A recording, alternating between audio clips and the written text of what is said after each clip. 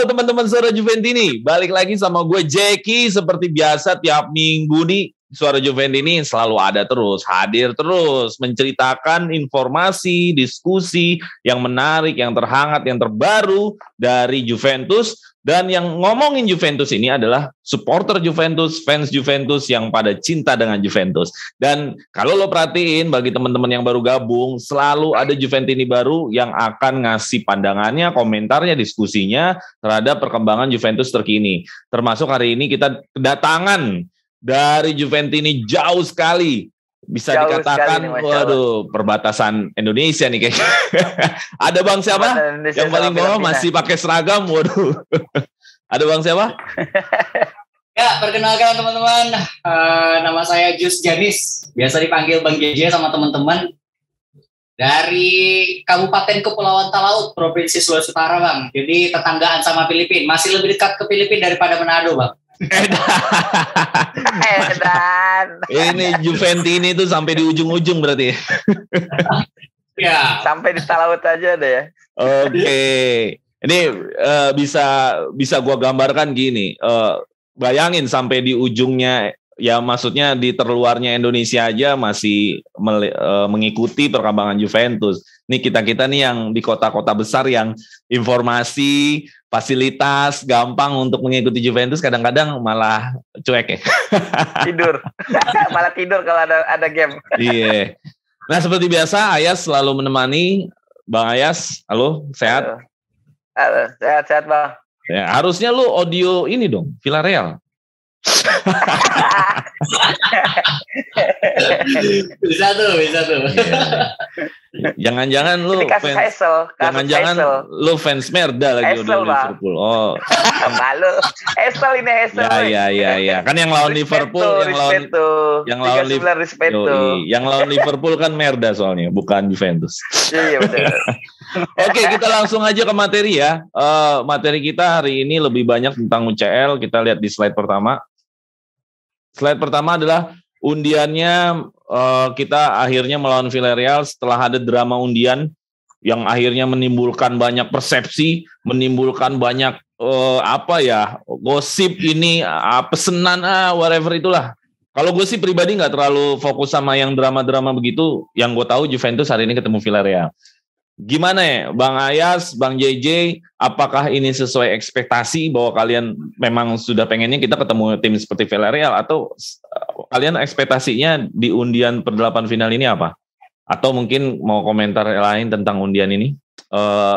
Bang JJ dulu deh, Bang JJ. Yang paling jauh dulu. Oke teman-teman, untuk ini adalah pertemuan perdana Juventus melawan Villarreal. Meskipun dalam kurun waktu banyak edisi Liga Champions sendiri, kita sudah, atau Juventus itu sendiri sudah 66 kali ya ketemu sama perwakilan Spanyol. Di mana 25 kemenangan, 25 imbang, dan kita 16 kali kalah. Dan yang paling terakhir memang pertemuan dengan tim Spanyol di 2017-2018 kemarin, ketemu sama Real Madrid, berakhir sama kiper kita akhirnya di kartu merah pada last minute. Yeah. Ini adalah salah satu peluang sebenarnya. Siapapun sebenarnya lawan kita, Juventus pada dasarnya siap dengan skuad yang ada pada saat ini. Apalagi Villarreal juga dalam tanda kutip tidak begitu baik di Liga lokal pada saat ini, meskipun sudah mengemas 3 poin kemarin lawan Rayo Vallecano, dan dengan kemenangan 2-0 posisi mereka itu masih di 13. Sedangkan kita lagi bagus-bagusnya nih sebenarnya. Oke, Bang JJ. Kalau Bang JJ sendiri undiannya ngincernya siapa? Pas kemarin, atau bebas aja lawan siapa aja? Sebaiknya kalau menurut saya kemarin sih jangan dulu ketemu tim inilah, jangan ketemu dulu tim dari tanah Portugal, karena sepertinya memang kita agak kurang bertuah kalau ketemu tim Portugal. Oh, berarti tar dulu, sorry, berarti Bang JJ nih yang nelpon UEFA suruh ulang undiannya. Suruh ulang. Nah, kebetulan kemarin itu waktu kita ketemu tim Portugal lagi nih, berarti 50-50 lagi nih peluang. Tapi pas diundi lagi dan kita terhindar dari tim Portugal, ini kayak ada pertanda nih bakal mulus nih ke depannya nanti nih. Dan amin. Mudah-mudahan ya, mudah-mudahan. Oke, kita ke Bang Ayas. Yes, sesuai ekspektasi lu nggak nih undian ini atau lu punya apa namanya pilihan sendiri pengennya ketemu siapa Juventus di perdelapan final? Gua kalau buat ketemu siapa udah bebas sih. Di Bebas, perdelapan final udah tim-tim kasarnya ya memang udah siap, di mana sudah berjibaku di grup stage gitu kan, artinya yang mereka yang lolos memang mereka layak untuk lolos gitu. Jadi buat gue ya nggak usah dibahas ya nggak lolos maksudnya. Oke. Jadi maksudnya layak lah, gue nggak milih siapapun itu. Ini Juve, pernah beberapa tahun lalu kita pernah punya semboyan sebagaimana disebutkan oleh Pogba. Ini Juve, jadi lawan siapapun nggak ada masalah gitu. Oke. Kalau gue langsung aja pengen ketemu PSG biar disiarin RCTI. Cuman gara-gara streaming ya? Enggak sih. Enggak, intinya sih kalau lawan PSG menang juga nambah percaya diri, kalah pun juga ya bukan berarti pengennya kalah sih. Intinya sih langsung aja lah, udahlah.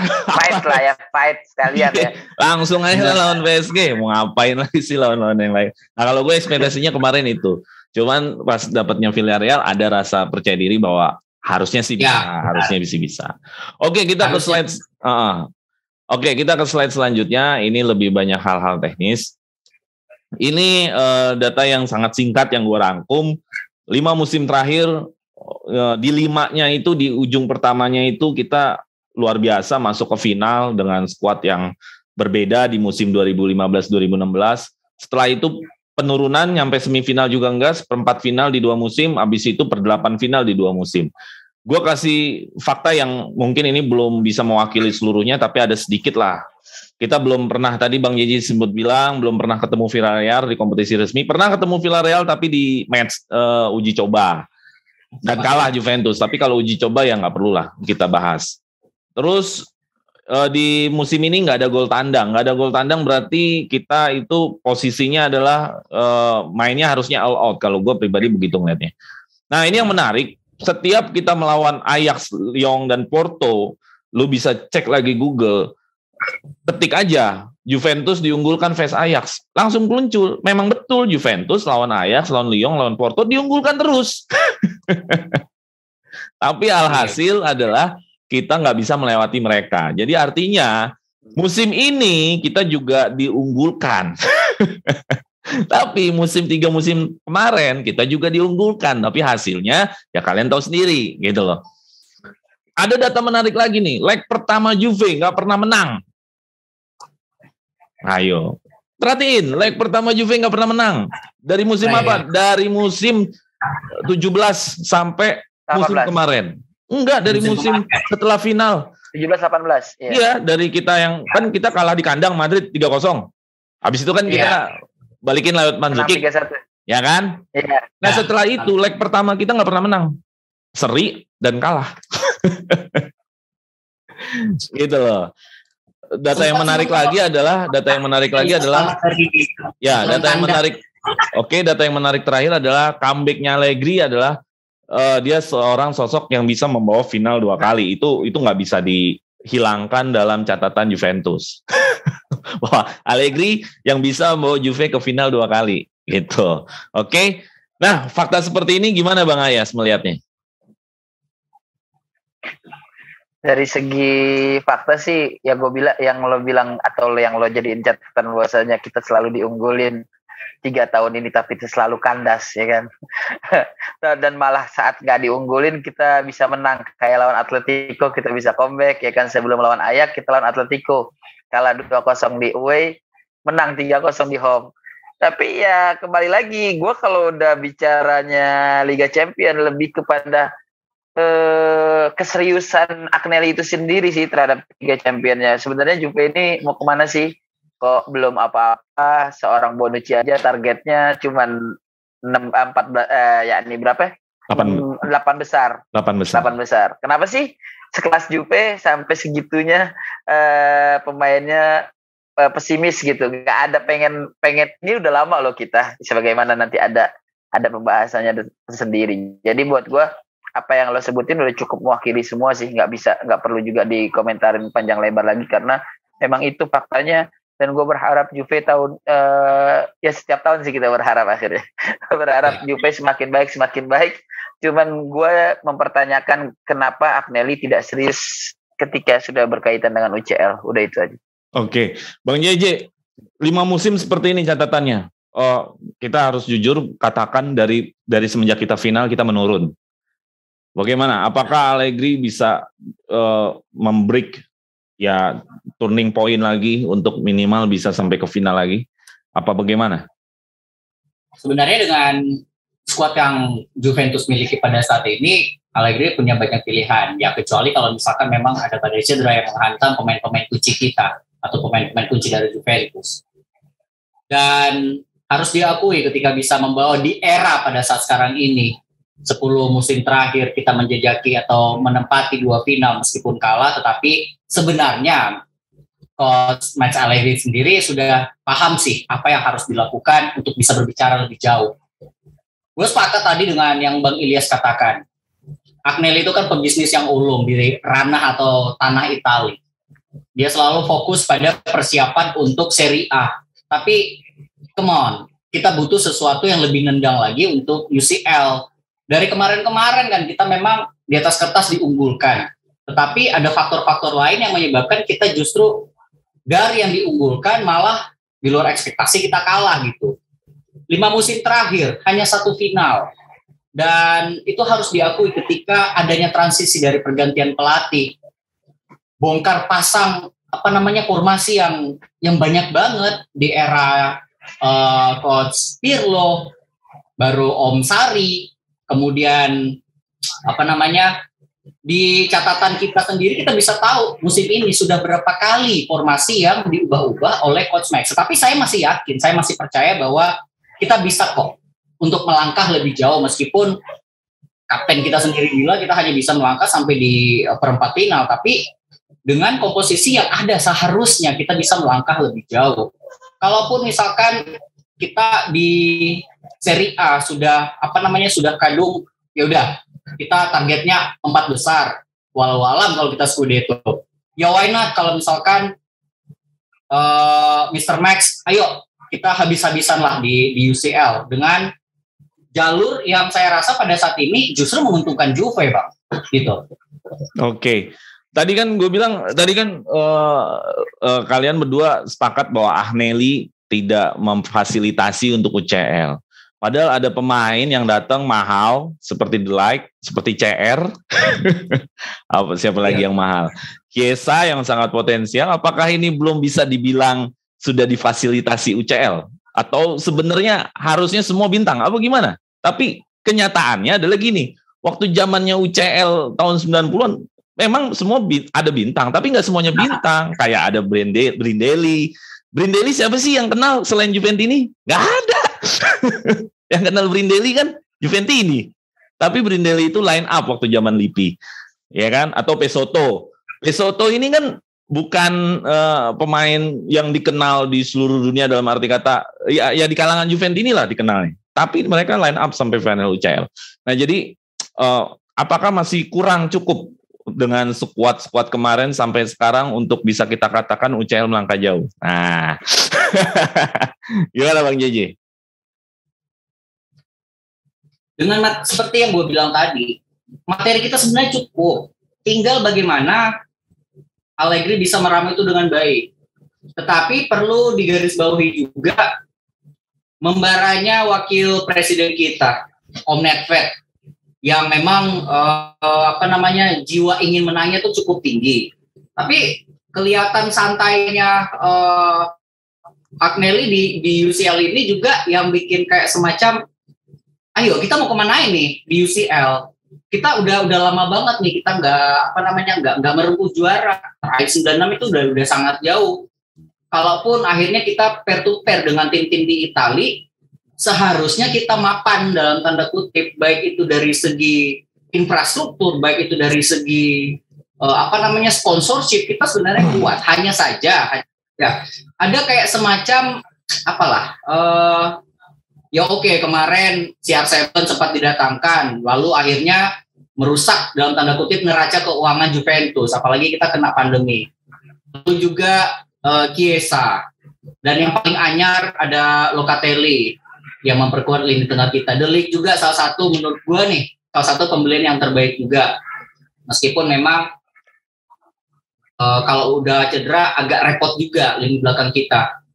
Kalau dari saya sendiri, dari Agnelli, come on, kita butuh Portiere yang fresh, yang grass. Kita juga butuh Atakante yang fresh dan grass, yang nggak salahnya dong. Kita ada kayak semacam bintang untuk benar-benar serius ini di UCL itu sendiri. Kalau di Serie A, udahlah, kita memang udah matang banget, udah mapan banget lah.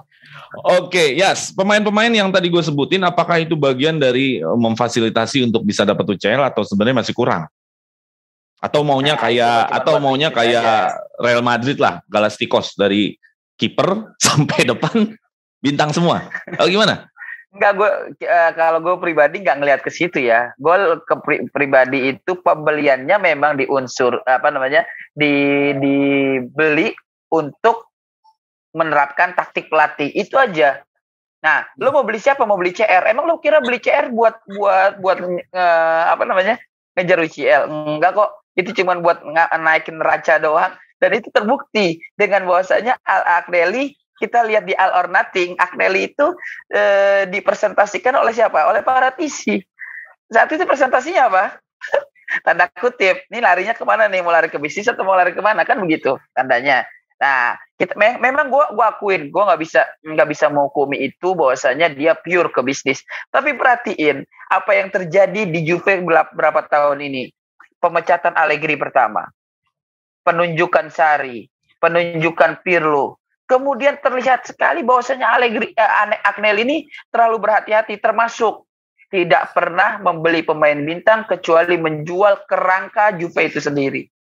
Kalau memang udah ada kerangkanya, seenggaknya pemain bintang itu dijaga. Ini bukan Juve Mart. Ya maksudnya bukan Juve yang bisa diambil gitu pemain bintangnya, apalagi dengar-dengar sekarang Delik sama Chiesa mulai digoda. Apa akan seperti itu lagi? Apa larinya ke arah bisnis lagi? Itu aja tanda gue. Gue cuma minta sama Agnelli satu, keseriusan dia dalam ngejar UCL ini, karena dia bilang dia minta 10 tahun untuk bisa berkibar di Eropa. Nyatanya setiap setiap beli pemain mahal baru jual pemain juga. Jadi jual pemain kerangkanya. Oke, jadi memfasilitasi UCL ini dengan menyediakan pemain sesuai dengan keinginan pelatih gitu maksudnya ya? Kepingnya, betul. Jadi biarkan Allegri itu menentukan startingnya dan menentukan siapa yang mau dibeli sama dia. Ya, jangan dia yang atur gitu. Jadi kita bukan berarti tim yang pengen kayak Los Galacticos Madrid. atau kayak PSG Bang JJ. Gitu. Semuanya harus main bintang gitu. Juventus harus kayak gitu. Enggak lah ya. Inilah yang kita bisa melihat dari track record pemain itu sendiri dari musim ke musim. Apalagi di sektor-sektor yang sangat vital, kayak gue bilang tadi, kita butuh Portiere yang yang mampu untuk memberikan kayak semacam suntikan moral lah. Dalam hal ini kita butuh pelapis yang sepadan atau pengganti yang sepadan dengan Buffon itu sendiri.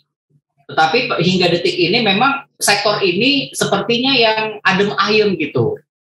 Kalau dari gue sih melihatnya lebih kepada ya oke, kita kebutuhan tim memang.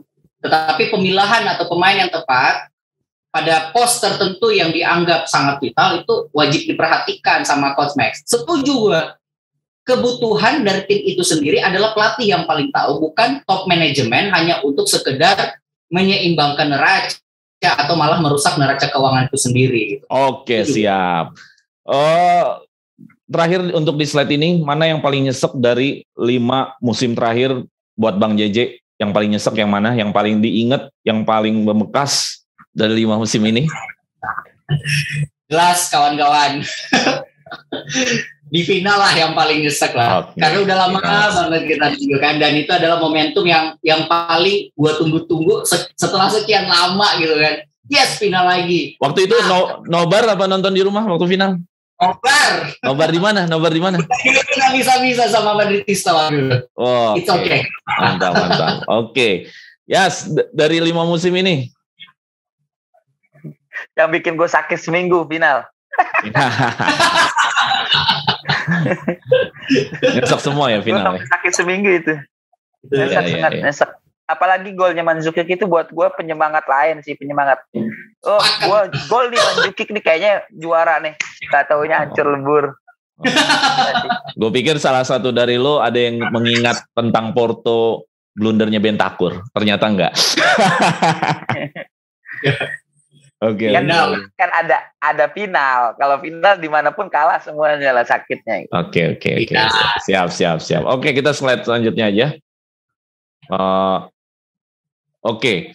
Ini slide-nya adalah pertanyaan buat kita semua sebagai Juventini. Tak terasa sebenarnya ini udah usia anak udah merit. Kalau dia lahir di tahun 96, nih anak udah merit nih. Udah punya anak 1. Tapi Juventus belum melahirkan UCL lagi dari semenjak di Heysel sama Rome. Pertanyaannya adalah begini. Dengan sepanjang ini kita menunggu UCL, sikap kalian apakah masih still waiting, tetap menunggu, atau udah ya sudahlah, yang penting terus partisipasi aja. Aslinya udah ya gue nggak pikirin lah, udah mau juara mau kagak kayak gitu, atau lu masih berharap. Nah ini kan penting karena ini udah terlalu lama. Ya mungkin kita pengen tahu juga perasaan Juventini di luar yang lain seperti apa setelah lama ini, apakah menjadi masih tetap optimis ataukah pasrah aja, ya udah yang penting gue nonton Juve lah di UCL, asal tiap musim aja ada Juve di UCL. Nah, gimana 25 tahun ini? Pertanyaan ini memang pertanyaan bukan teknikal, ini pertanyaan emosional sebenarnya buat kalian sebagai Juventini. Gimana menurut lo, Yas? 25 tahun ya? Seumur gue kali ya. Ya itu yang gue omongin kalau ketemu gadis. Jadi gue pribadi lama loh ini, 2 dekade, ya? 25 tahun tuh lama. Yeah. Gak bisa dibilang baru 25, gak bisa. Tadi gue bilang, kalau orang lahir di tahun 96, nih orang udah married, udah punya anak. Gimana ya, gue termasuk orang yang menyaksikan hampir seluruh final setelah Rome. Yakni Rome gue nyaksiin, tapi waktu final Roma itu gue belum suka sama Juve, tapi gue suka sama Del Piero. Setelah final Rome, gue orang yang gak pernah hadir atau absen nyaksiin final Juve. Setelah itu dari final VS Dortmund, dari final VS Madrid, dari final VS Milan, kemudian Barca, kemudian Madrid lagi. Gue ngerasa memang Juve nih gak ada keberuntungannya di sini. Kasarnya memang belum rezeki, gue gak pernah mikir gimana, yang penting gue nonton Juve, karena buat gue Juve itu udah mulai ya udah terlalu gimana ya, mau kalah mau menang udah bodo amat, walaupun kadang ada emosi atau ada perasaan gimana, tapi dengan nonton atau dengan dilupainnya itu dengan dan nonton Juve lagi pertandingan selanjutnya gitu. Jadi buat gue mau kalah mau menang ya terserah lah kasarnya, yang penting gue tetap bisa nonton Juve, karena itu kadang obat gue dari kepenatan kehidupan sehari-hari gue, kasarnya kan kerjaan gue bisa tenang atau gue bisa refreshing saat nonton Juve, itu aja sih. Jadi kalau mau juara mau enggak terserah gue. Oke. Karena gue orang yang saksiin sih semua final gitu. Oke. Sekarang udah mulai biarin deh. Oke Bang JJ. 25 tahun ya. 25 tahun bukan waktu sebentar. Mungkin ini akhirnya menjadi satu masalah atau satu keinginan besar di para Juventini, bukan hanya keinginan besar. Terakhir wawancara Dybala, kalau dia ketemu Santa Claus aja dia bilang gue pengen juara UCL. Jadi artinya siapapun yang masuk Juve cuma satu masalahnya, kapan lagi juara UCL kan gitu. Ya kan? Nah Bang JJ melihat 25 tahun seperti ini, nggak tahukah stop di sini ataukah bertambah? Bahkan ada Juventini di luar sana karena kita kelamaan gak juara sampai menganggap ini badut UCL. Padahal menurut gue gak badut juga, orang kita menang terus selama di UCL, emang gak beruntung aja seperti kata Ayas. Ya kan? Gimana ya perasaan lo menunggu 25 tahun yang belum tentu tahun ini juga ini berakhir atau bakal panjang? Gimana perasaan lo Bang? Ya Bang JJ. Gue tipe one man one team sih sebenarnya, karena sejak mengenal ini hitam putih ketika nyokap dulu kasih lihat final 94-nya Itali, di mana sang maestro Di Baggio bahkan dengan dengan kualitasnya mega bintang mau mentutori ADP muda. Gue nangis waktu kita kalah lawan Milan, penalti waktu itu. Memang Dida lagi gacor-gacornya waktu itu. Gue nahan sesak napas waktu Madrid. Padahal Mandzukic udah bikin gue semangat banget waktu itu. Tapi percayalah, 25 tahun lagi gue menunggu, it's okay. Mudah-mudahan juga ini banyak yang denger Bang JJ ya. Sorry, Grande Amore itu memang tetap selalu di hati, Bang. Sangat emosional. Pertanyaannya sangat emosional. Emosional banget. Sangat emosional. Ya, gue juga emosional. Gue sadar pas gue lihat lagi ternyata udah 25 tahun. Gila, lama banget. Tapi gue yakinnya gini, Liverpool aja bisa nembus loh Liga Inggris 30 tahun lebih. 30. Benar. 30 tahun lebih. Ya bukan berarti kita kayak Liverpool harus 30 tahun.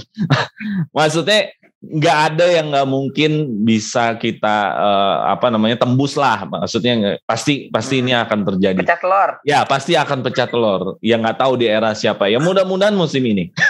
Mudah-mudahan musim ini. Kalau musim ini gue gila banget musim ini. Karena apa? Kritikan banyak banget di awal musim. Banyak sampai sekarang kritikan awal musim. Tapi kalau dia bisa juara UCL tahun ini top. Allegri top.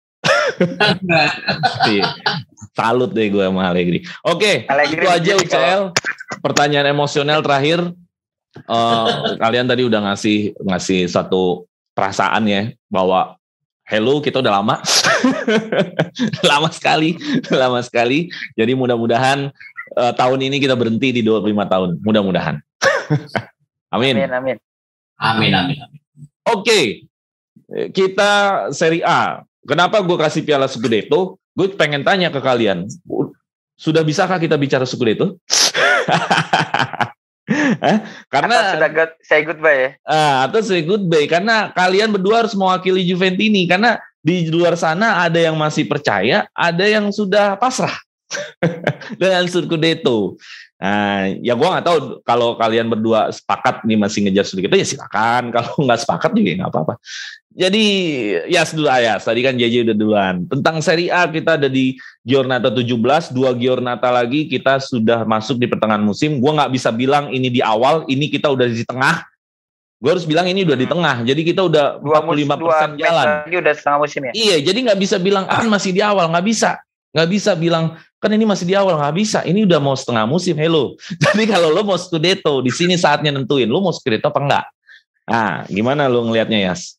Apakah kita Scudetto? Gue sih atau lebih kepatokan gue tetap omongannya Camoranesi ya. Ya, bahwasanya kita lihat nanti di Februari dan Maret. Ya, gue nanyanya sekarang. Kan dulu bukan. Kan gue lagi mau ngarah sana. Iya. Gue tetap ke arah Camoranesi. Kenapa? Karena kita lihat apa yang akan terjadi di bulan Maret dan bulan Februari. Kuncinya dari omongannya Camoranesi adalah ucapannya si Paratisi, ucapannya Agnelli dan yang semacamnya, ucapan Nedved juga tentang Ronaldo keluar itu pukulan telak untuk Juve.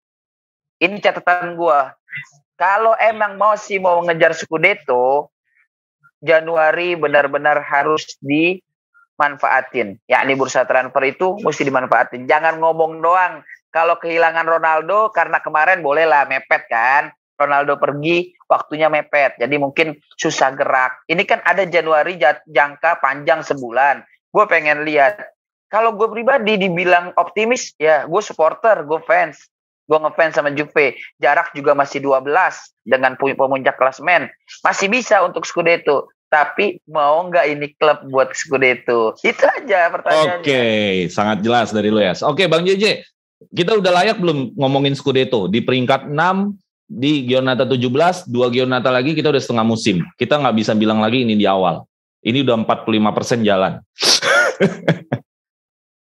Dari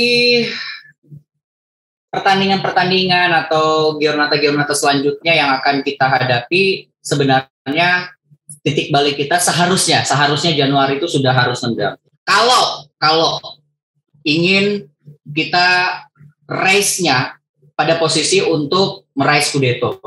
Tapi karena gue tipe matematis, logis, realistis. Artinya pada posisi yang sekarang ini kita kan di 6 nih. Kita pada saat ini tertinggal 12 poin aja ya. Artinya sebenarnya kita peluang masih ada. Dan meskipun secara koefisien kalau dihitung-hitung secara klasifikasi seperti ini ya untuk mengejar Scudetto 70% mungkin ya. Kalau kemarin kita yakin 90%, tetapi pada saat sekarang ini fokus dulu lah kita di UCL dan we will see. Pada jendela transfer nanti, window transfer yang akan dibuka, kita lihat pergerakan Juve seperti apa. Karena ketika pemilihan pemain pada bursa transfer tersebut sesuai dengan apa yang diharapkan untuk jalur Scudetto, maka sebenarnya kalau bagi gue sih, 3 besar itu adalah hal yang sangat realistis. Kalau mau mengejar Scudetto, pada saat sekarang ini, bagi gua kita fokus di UCL. Oke. Karena memang posisi 6 ke 1 itu lumayan sekelas Serie A. Oke. Ini adalah pertanyaan yang mungkin untuk terakhir di slide ini mengenai Scudetto buat para kalian sebagai Juventini, supporter Juventini. Scudetto masih pride kah buat Juventini? Masih kebanggaan kah buat Juventini? Atau ini sesuatu ya sudah bukan sesuatu yang penting nggak penting gitu loh. Ya kalau dapat oke, kalau nggak dapat ya sudah. Buat Bang JJ gimana? Ini masih pride atau biasa aja Scudetto ini? Siapa sih yang nggak mau juara liga? Karena itu adalah merupakan tahta tertinggi dari sebuah liga. Yang pasti hasil apapun yang diraih Juventus, kalau sampai akhirnya benar-benar juara di musim kita yang benar-benar fantastiko pada saat ini adalah merupakan berkah yang sangat luar biasa buat Juventini seglobal. Bukan cuma kita-kita aja yang saat ini lagi ngomong. Pride itu sudah pasti, kawan-kawan. Tetapi pada saat ini, grinta harus benar-benar ditunjukkan. Kemudian lo spirito kita ini benar-benar harus benar-benar dipercikan lagi. Kita pada saat ini sebagai tifosi udah benar-benar all out gitu dukungnya. Whatever, apapun tifosi-tifosi lain mau bilang ke kita. Karena kecintaan kita terhadap Juve ini memang udah benar-benar yang part of our life gitu. Udah benar-benar mati kita. Scudetto adalah merupakan sebuah kebanggaan, tetapi lebih dalam lagi Juventus adalah segala-galanya dibandingkan dari sebuah sendiri. Wih lah, kayak abis upacara nih Bang JJ nih. Api-api, keren. Kayak abis upacara nih, gue ngeri nih, gebrak meja ya. Amore soalnya nih. Iya. Oke, mantap Bang JJ. Ya, singkat aja ya, pride ataukah sudah terbiasa dengan Scudetto? Dengan terputusnya 10 kali berturut-turut juara, buat gue masih 9 maksudnya kali. 9. Jadi kan harusnya kan kemarin 10 kali berturut-turut, tapi terputus karena kemarin kita nggak siap. Nah, maksud gue itu pukulan terak buat kita, di mana harusnya kita mengejar rekor yang susah dipecahkan dengan 10 kali berturut-turut, kemudian dicelah diselak sama Merda Biru, maka sekarang ya pride kita buat inilah kasarnya buat. Jadi kebanggaan buat Scudetto ya. Iya. Untuk musim apalagi ini. Belakangan ini kita lagi diguncang banyak kan. Iya. Oke, itu tentang Serie A. Kita tadi fokus gue di slide ini hanyalah bicara satu, yaitu apakah kita bisa bicara Scudetto. Teman-teman Ayas tadi Bang JJ udah ngasih pendapatnya keren-keren. Kita ke slide selanjutnya. Oke. Kita slide selanjutnya adalah mengenai beberapa pertandingan terakhir Juve menang dengan formasi seperti ini. Pertanyaan yang seperti slide ini, apakah ini sudah ideal? Mengingat sebelum 4-2-3-1 Allegri sempat mencoba 4-4-2, pernah juga mencoba 4-3-3, setahu gue pernah ada mencoba, tapi yang seringnya 4-4-2. Tapi 4-2-3-1 ini dua menang itu sangat percaya diri, bahkan sampai waktu lawan siapa tuh yang sampai mendominasi Genoa ya, lawan Genoa tuh sampai Genoa nggak bisa punya peluang, tapi lawan Venezia dengan formasi yang sama anehnya kita seri gitu. Tapi itu yang jadi pertanyaan kita, formasi ini apakah ideal untuk sampai akhir musim kita mengarungi Serie A, sampai mengarungi UCL untuk membreak rekor 25 tahun ini? Yas, gimana Yas? Ayas dulu deh. 4-2-3-1 salah satu formasi idaman gue karena itu formasi kita terakhir masuk UCL ya. Tapi memang formasi ini dibutuhkan back sayap yang tangguh karena buat balance antara penyerangan dengan bertahan. Saat kita masuk UCL itu ada Dani Alves yang super sih, keren saat itu ada Dani Alves itu. Kemudian Sandro lagi bener-benernya Sandro. Nah sekarang gue berharap ada di Danilo ya, back sayap kanannya ada di Danilo, dan berharap juga Januari si Pellegrini juga dimasukin ke dalam squad UCL. Jadi kita punya kombinasi yang bagus antara Danilo sama Pellegrini. Gue berharap itu 4-2-3-1 juga nggak bisa dibilang udah ideal juga sih. Kita menangnya lawan tim yang di bawah kita, dia bawa kita jauh gitu kasarnya. Gue pengen berharap ini formasi dipakai lagi saat kita melawan tim-tim besar juga gitu bang. Jadi kalau dibilang udah ideal atau belum bisa dipastikan sih. Oke, karena tadi alasannya kita belum lawan tim yang mapan ya. Ya. Oke, Bang JJ, apakah ini formasi sudah cukup ideal untuk mengarungi Serie A di setengah musim lagi dan UCL di babak knockout ini? 5 pertandingan terakhir Juventus, kurang lebih ada beberapa formasi yang diutak-atik nih Bang. Zenit kita 4-4-2, kita hasilnya juga skornya 4-2. Kita kemarin lawan Lazio 4-3-3, menang. Atalanta kita pakai 4-4-2, justru kalah. Genoa 4-2-3-1 kita menang dengan luar biasa penguasaan lini per lini. Dan yang terakhir justru udah bagus 4-2-3-1 kok diubah lawan Venezia menjadi 4-3-1-2 ya, mungkin karena persoalan Chiesa yang belum fit juga atau memang masih dalam persoalan cedera. 4-2-3-1 ini adalah merupakan formasi yang ideal banget, benar, karena sisiran sayap dari para pemain kita menusuk dari pinggir lapangan atau memanfaatkan lebar lapangan ini adalah merupakan kelebihan dari pemain-pemain Juventus sebenarnya. Tinggal bagaimana penyelesaian akhir. Karena dari beberapa kesempatan yang ada setelah obrak-abrik formasi yang sudah didapatkan, ini kayaknya Atakante kita kenapa ya gitu. Masa sih dari second line up nih yang selalu memberikan keunggulan atau membuka gol. Yang kemarin itu kan sekelumit dari Morata yang berhasil memang masuk, tapi ya kayak semacam berbau keberuntungan gitu. Tetapi ketika diserang balik sama Venezia yang gue bingung, musim ini Venezia bagus banget mainnya, sampai akhirnya ayolah 4-2-3-1 ini sepertinya ideal buat Juventus dalam mengarungi UCL maupun dalam perebutan Scudetto. Itu inilah gitu bang. 4-2-3-1 bang. Oke, dari formasi 4-2-3-1 ini kan karena lo yang mengatakan ideal, gue pengen tanya di sisi mana yang harus perlu diperbaiki? Sudah pasti harusnya pada sisi penyerang memang bang.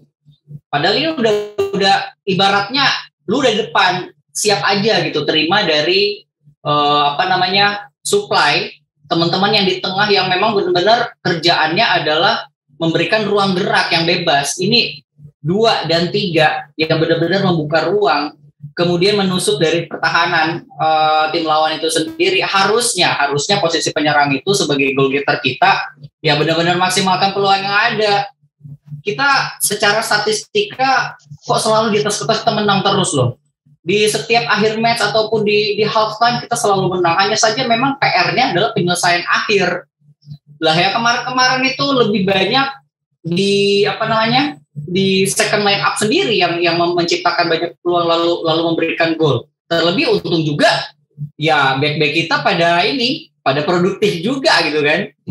Sektor Atakante merupakan sektor yang paling harus jadi perhatian besar ini. Oke.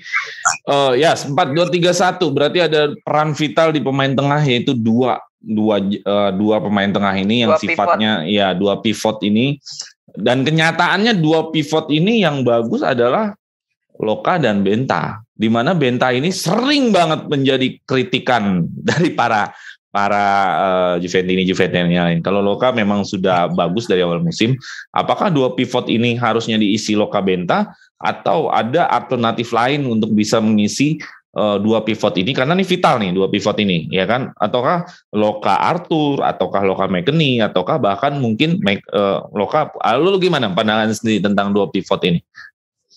Gue dua pivot ya lebih senang Bentancur sama Loka ya, lebih kelihatan nyetel aja sih gitu. Walaupun memang Bentancur kemarin dikritik, entah itu memang formasinya Allegri atau memang arahan Allegri yang sampai membuat dia jadi seperti Lord ya kasarnya, atau kalau bahasanya orang-orang Juventini di sosial media gitu. Tapi nyata memang salah satu pembagus saat diduetin sama Loka. Apalagi Benta sebenarnya gak jelek-jelek banget kok gitu. Cuman memang dia kadang kalau di tandemnya track dan gak cocok ya berantakan sudah gitu. Oke. Dua pivot ini Bang JJ. Ini siapa pilihan lo? Kalau secara pribadi Loka udah pasti lah ya. Loka udah pasti. Kemudian melihat permainan kita beberapa pertandingan terakhir, justru lebih nyetel memang dengan Benta gitu. Ataupun dengan teman-teman lain, malah duet pivot yang seperti ini mudah-mudahan mereka fit ya dari pertandingan ke pertandingan berikutnya, karena kita udah memasuki fase yang udah benar-benar harus ngegas apapun pertandingan-pertandingan berikutnya. Sepanjang Loka dan Benta itu diberikan kepercayaan dan nggak cedera, gue suka sama formasi ini, bener. Membantu banget dari sisi line up keduanya gitu. Oke. Gue berharap memang Loka Benta, pribadi gue ingin menolong nama baik Bentancur di formasi ini, karena kasihan Bentancur selalu jadi objek sasaran kritikan para Juventini. Sasaran tembak, kasihan sebenarnya. Karena menurut gue Bentancur itu gak jelek kualitasnya. Ya kalau ada kesalahan pastilah, namanya pemain ya ada kesalahan. Nah jadi gue berharap Bentancur bisa ketolong dengan formasi ini, duet dengan Loka. Jadi Juventini juga melihat bahwa kualitas Juventus tengahnya nggak jelek-jelek amat.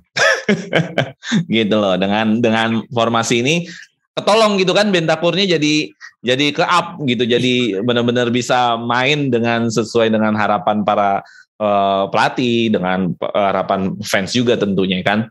Oke, masalah tadi yang Bang JJ bilang di formasi 4-2-3-1 ini adalah masalahnya ada di Attaccante. Gue setuju banget. Gue dari awal udah ngulik, bahkan belum sampai ke titik mau setengah musim aja gue udah ngulik dari 10 musim ke bawah bahwa masalah kita ada di Attaccante. Gue nggak ngelihat pemain tengah dulu yang darurat.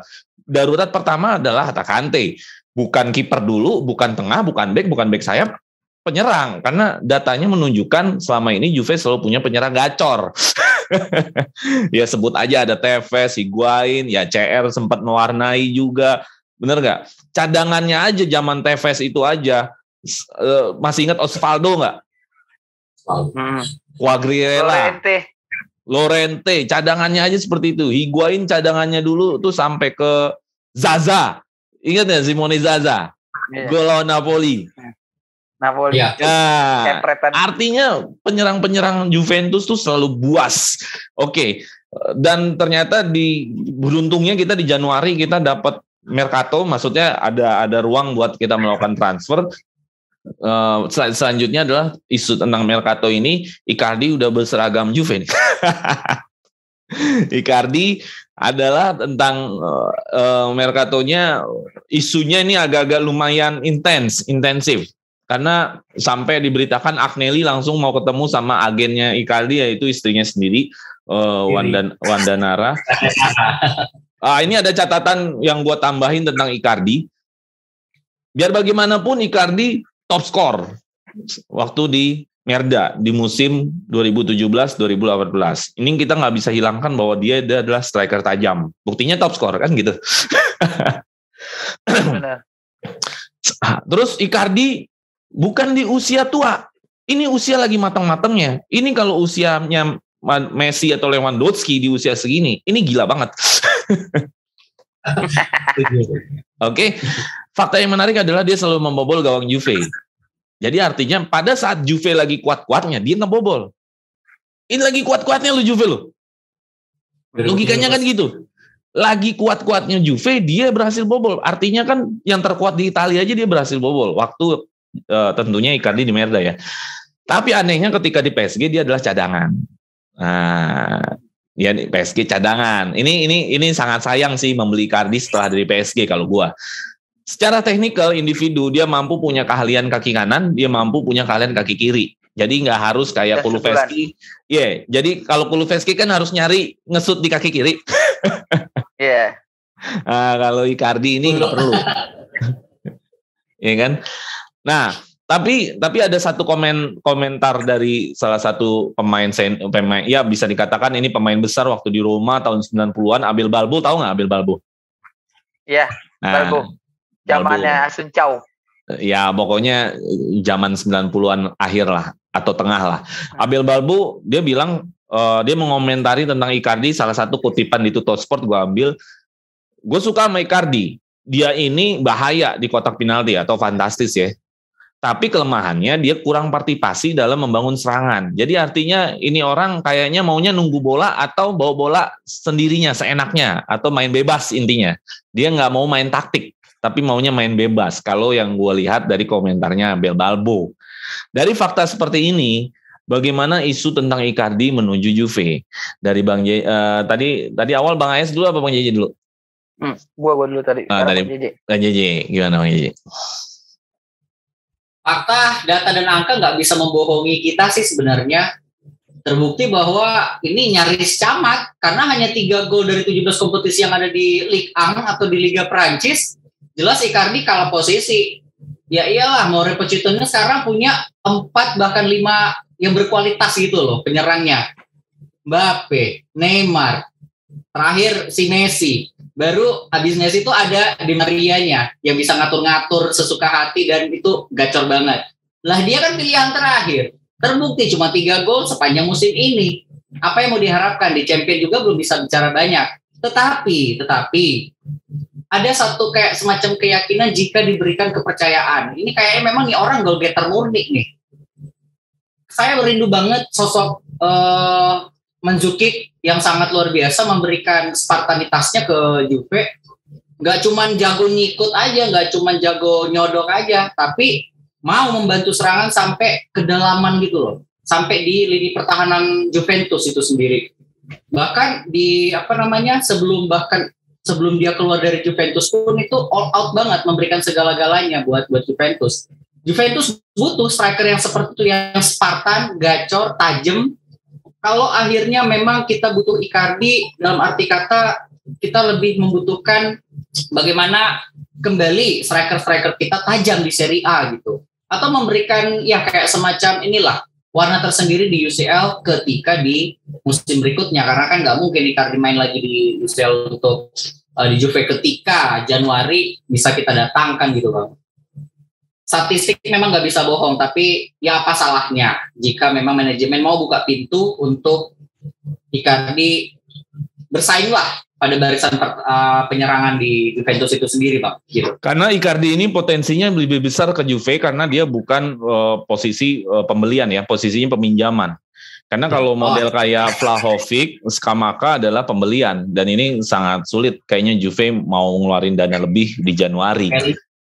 Mahal. Ya, jadi menurut gua ini sangat realistis mendatangkan Icardi karena posisinya adalah opsi pinjam beli di akhir musim. Nah, kalau pinjam-pinjam kan gratis, Juve mau aja nih biasanya nih. Gitu loh. Jadi makanya gua ambil Icardi ini dari sisi transfer kayaknya mungkin dari sisi dari sisi kemampuan, kebutuhan tim dia adalah seorang penyerang. Lu gimana ya ngeliatnya? Layak sih Icardi, layak untuk dicoba sama Juve karena yang dibilang sama Bang JJ tadi bahwasanya kalau dia dikasih kepercayaan sekalipun sama Pochettino yang memilih dia menjadi penyerang keempat, dia tetap bisa membuktikannya gitu. Jadi layak, sangat layak, nggak perlu panjang lebar karena kita sudah banyak data dan fakta bahwasanya memang Icardi layak untuk dipakai untuk di Juve gitu. Ya, oke. Jadi kalau dia ini karena di PSG cadangan, apakah itu berpengaruh nanti di penampilannya dia? kayaknya sih nggak terlalu berpengaruh ya Bang, karena di PSG pun lo perhatiin, boleh cek di YouTube juga ada, dia kalau diturunin wah benar-benar mengeluarkan kemampuannya gitu. Oke.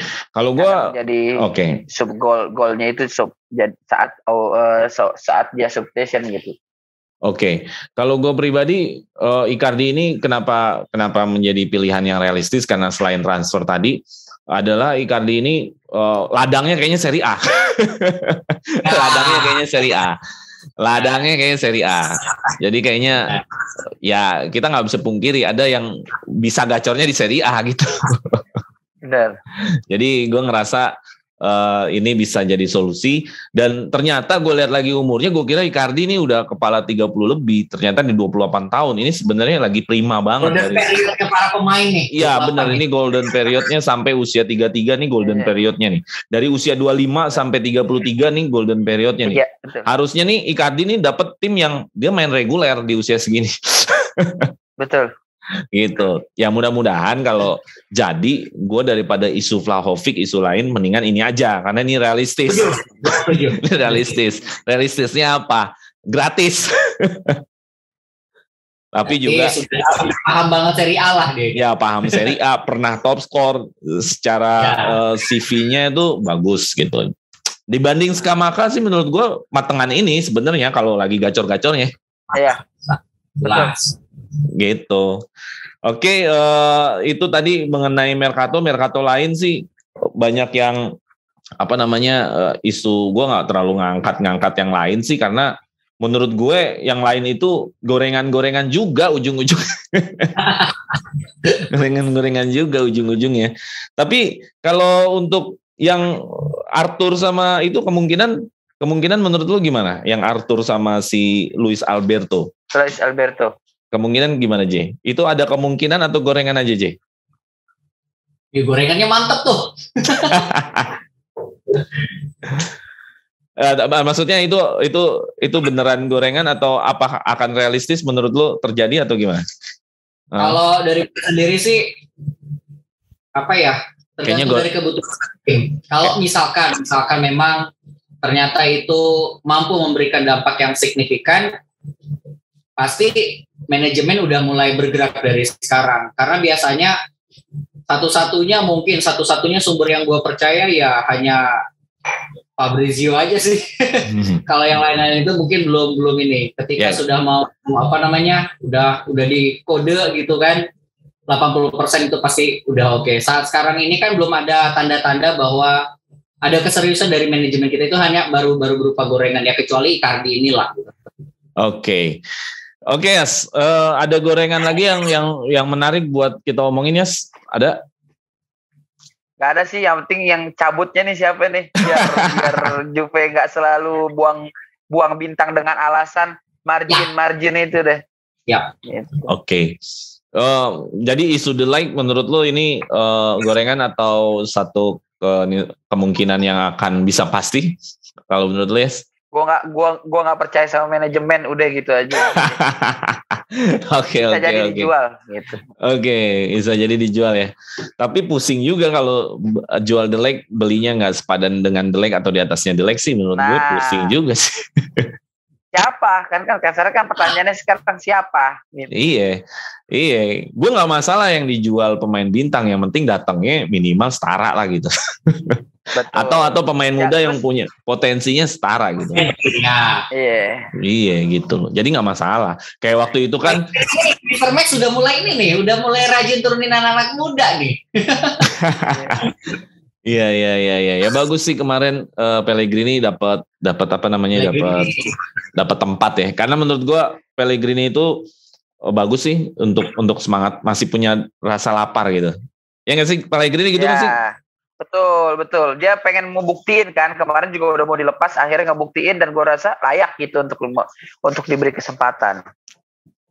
Kira-kira Bologna main line up kan, Yes? Pellegrini. Semoga. Gue berharap. Oke. Ini harus masuk line up itu. Ya, gue juga setuju. Oke, itu tadi slide terakhir kita udah nggak ada lagi. Jadi intinya kita banyak ngomongin UCL di depan secara teknikal, secara harapan Lawan Villarreal masih tahun depan di bulan Maret ya?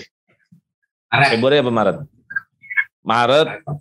Kita baru bisa preview lagi di bulan Maret dengan kondisi tim yang mudah-mudahan udah berubah ya. Iya. Amin. Karena kalau kita bicara Maret 3 bulan ini dinamis ya, persepak bola nih bisa berubah-berubah ya kan. Ya tahun musim kemarin champion di Inferno Milan yang juara kan Merda kan. Benar. Jadi masih berubah-berubah. Jadi ini situasi lagi sama diperbincangkan nih. Kenapa? Iya kan? Lagi hangat diperbincangkan. BPBD ya wajib untuk bantu lah yang lagi longsor. Iya. Kena longsor ya Milan ya. Tapi Serie A musim ini seru loh. Bunuh-bunuhannya. Gua suka musim ini. Iya, Serie A musim ini seru. Untuk 4 teratas nih poinnya tipis-tipis. Benar. Iya, poinnya tipis-tipis. Sayang Juve nggak ada di 4 ini. Kalau Juve ada di 4 ini mungkin enak banget. Iya. Sabar. Iya, benar. Oke, UCL mudah-mudahan kita di Maret bisa ketemu lagi sama Bang JJ ya, sama Ayas ya. Kita bahas secara teknikal kondisi tim terakhir melawan Villarreal. Pada prinsipnya ini sudah 25 tahun, bukan waktu yang sebentar. UCL ini bukan waktu sebentar. Ketika lu menjadi Juventini, lu punya satu masalah, kapan juara UCL? Biasanya begitu. Biasanya gitu. Ya kan, dulu kalau tim pencinta Liverpool punya satu masalah dulu, yaitu kapan juara Liga, bener nggak? Iya kan? Nah, tapi tadi lu sudah menjawab, lu akan terus menunggu, dan Ayas juga, ya sudahlah, yang penting nikmatin Juve. Oke, nggak ada masalah, itu jawaban yang sama-sama benar. Terus juga yang penting adalah di Serie A kita ternyata bisa bicara Scudetto bila Januari kita ada perubahan. Benar ya? Secara Mercato ya. Betul. Benar ya, Seh? Betul. Ya di Januari kita bakal ada perubahan kalau kita ada Mercato. Dan terus terakhir mudah-mudahan formasi terbaik kita segera mempatenkan supaya ya menang-menang terus hasilnya kan. Formasi kan menghasilkan kemenangan. Oke, itu aja. Terima kasih Bang JJ nih. Khasnya banget kalau habis upacara nih. Berapi-api. Luar biasa. Mungkin teman-teman Juventini pada pengen tahu. Ini di Jakarta sekarang jam 10 malam. Di sana jam berapa? Jam 11:10 Bang. Kan main jam 11 malam masih berapi-api ngomongin Juventus, Juventini sejati. Habis tugas lagi. Ini baru Juventini sejati. Oke, yes, thank you yes sudah ngasih selalu ngasih input tiap minggunya. Jangan bosan-bosan ya, Bang Ayas, Bang JJ kalau diundang lagi, oke aja ya. Iya Pak. Oke teman-teman, gua rasa topik kali ini pembicaranya wajib kalian tonton sampai habis. Kalau kalian ngikutin sampai titik ini, kalian harus beri applause sama Bang JJ, sama Ayas yang memberikan banyak banget materi, ilmu, emosinya. Karena menurut gue senangnya mengundang Juventini, ngomongin Juventusnya ada emosinya gitu, ada rasanya gitu. Iya nggak sih, Yes? Hah? Iya. Iya sih? Berasa. Iya. Pride-nya itu ada. Ada. Gue belum tentu kalau lo ngomongin Juve kalau nggak suka sama Juve belum ada getarannya. Iya. Kalau kita sekarang soulnya dapat ya. Iya, karena narasumbernya asli Juventini sejati yang benar-benar ngikutin Juventus. Oke, itu aja teman-teman. Terima kasih yang sudah nonton sampai titik ini. Jangan lupa share, like, and subscribe dan kasih tahu Juventini yang lain. Inilah channel khusus Juventini. Inilah channel buat Juventini berdiskusi tentang Juventus. Oke, sampai jumpa di minggu depan di preview di materi-materi yang lainnya. Fino alla fine, Forza Juve.